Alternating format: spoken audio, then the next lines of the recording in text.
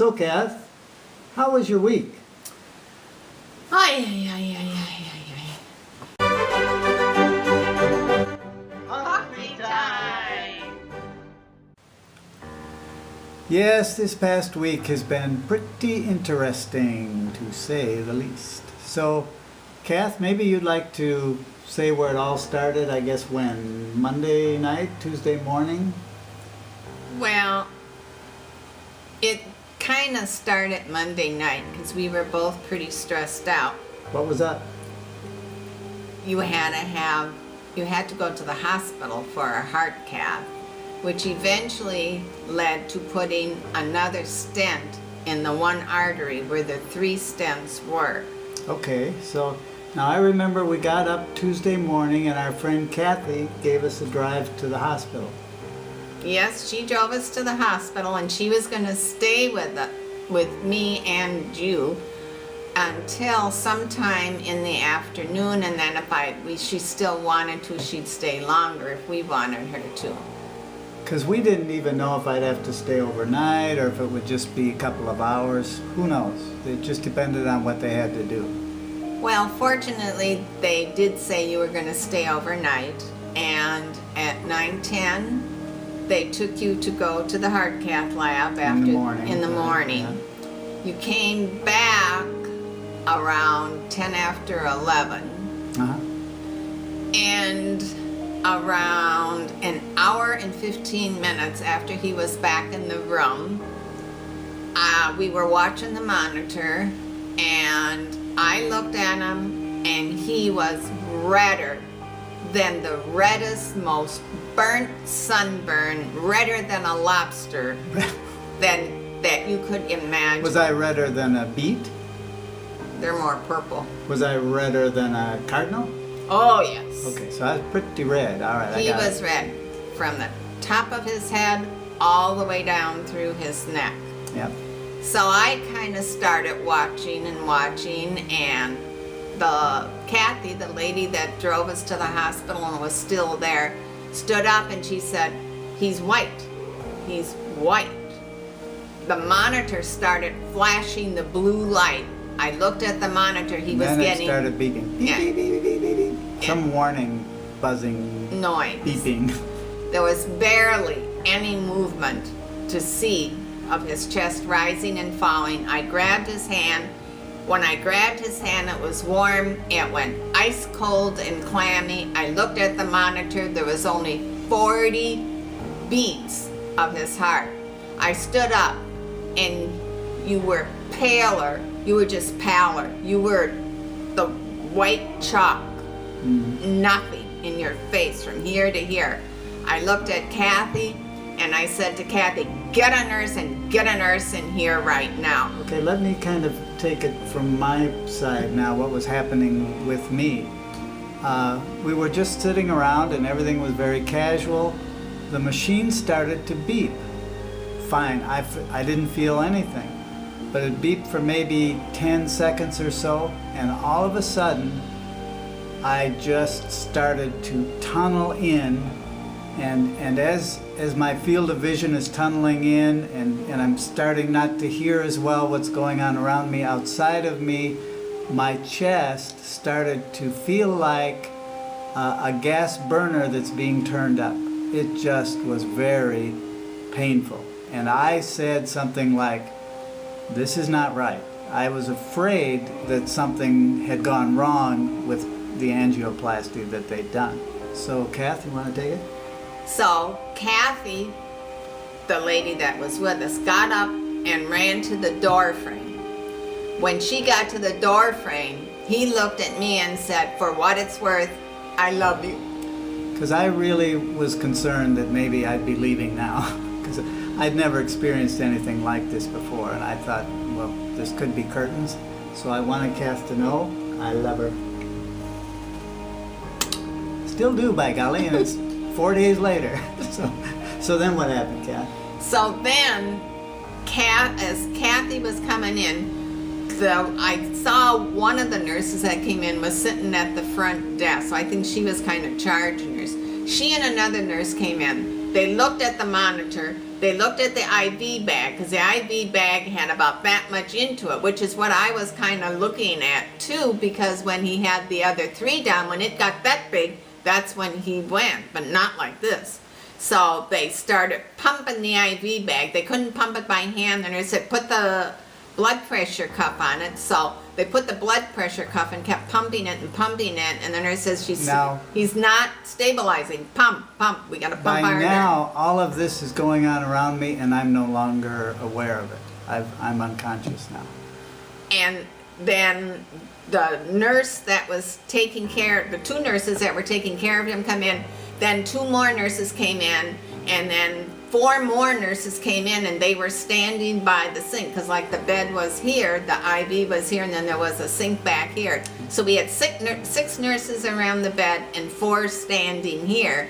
And Kathy grabbed me, knowing what was, what may be happening as well. Finally, the one nurse that came in and said, okay, get the rest of that IV out. We're balanced. He was going up and down and up and down and up and down. But they said, okay, he's staying balanced now, and he's been balanced for a couple minutes. Get that IV in, get it out. They were pulling other IVs off the thing because they didn't want them around. And all the nurses still stayed in there. But then, after about maybe 3 minutes where he stayed steady. At the end of this, I started to revive and come back. And the chest pain was diminished to almost non-existent, and then gone by the time they were starting to leave the room and everything, and I was just starting to feel kind of weak and tired, but okay. Whatever it was, we'd gotten through it, and I was starting to feel pretty good. And it seems that worked fine. So then it was just a matter of staying overnight for observation. Now, Cath, they brought her a cot. Yeah, they brought me a cot so I could sleep overnight there. The person who was with us, Kathy, she was going to go home, and she said, nope, I'm staying here with her. Which was terrific, because, it's pretty unsettling for Cath. It was pretty scary. And I'm glad that she was able to have somebody there with her the whole time. And then he started to he went kind of from white to gray, and then he started getting color. And then the color kind of came back, but you could I kind of looked, no, up to here, okay, and then looked, and then it got up to here. And then he went to maybe a tad redder than a normal red, but he was okay. So then around 5 o'clock, I ordered a tray to eat in the room.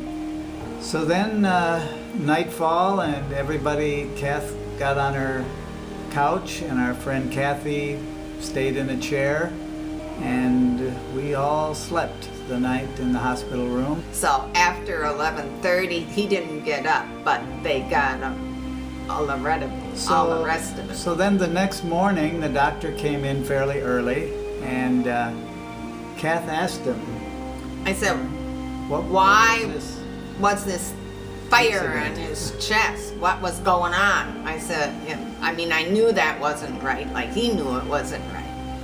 And he said, and that would drop your blood pressure into a bucket. Mm-hmm. And that probably was what happened, which in turn would cause this burning sensation in the chest kind of feeling too. Yep. And then 10 to 7, Kathy and I went down and got a cup of coffee. Then I guess the next thing that happened is Kathy, they released me around 11-ish, I guess. 11:10. And Kathy took us home. And then later that day, our friends from Mexico arrived. And for the last few days, they have stayed with us, and she has helped with the cooking, with pushing Cath around in her wheelchair. And he and I have told many a story and had a good time visiting. So, and he also helped push Cath around and all of these things. So it was very good to have some people here initially, because I was told I couldn't push her around, and I've never been able to push her around, let's face it, but but I couldn't push her around in her wheelchair, so we needed help with that for a couple of days, and they were here, so it helped us out. So thanks to Alex and Alice for that. Yes, Alex and Alice, thank you. And also, thank you so much, Kathy, for being there in the hospital. Yeah, a with special thanks to Kathy. She was just going to give us a ride over to the hospital. She ended up staying overnight, got a cold out of it sitting under the air conditioning, and she went way above and beyond. And thanks, Kathy. We both appreciate it very much. Sure. So, Kath, what would you say you learned from this past week? Things that I learned this week, well, there's many things. The important things are, I guess I found out what it's like to feel like you're between two level of planes and still living.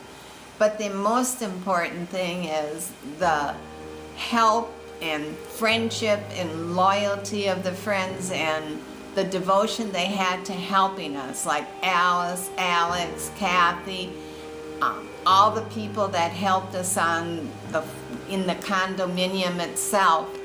It's there's no words really to express how grateful and thankful we are for all that you've done for us. And also to Dr. Arab and to all the nurses that were with him and working with him while he was in the hospital. Thank each and every one of you more than you'll ever know from both of us. Love each other no matter what. And I would say what I learned from this week was, well, we have to be grateful, we have to enjoy our lives, we have to love the people around us, and we have to help people as much as we can, and when we have to, we rely on other people. And it's a wonderful world that we live in. I'm glad I'm still with it. Me too. So that was our week. I hope your week was interesting, but maybe not in the same way. We'll see you next time. Bye. Bye. You want to do the fist bump?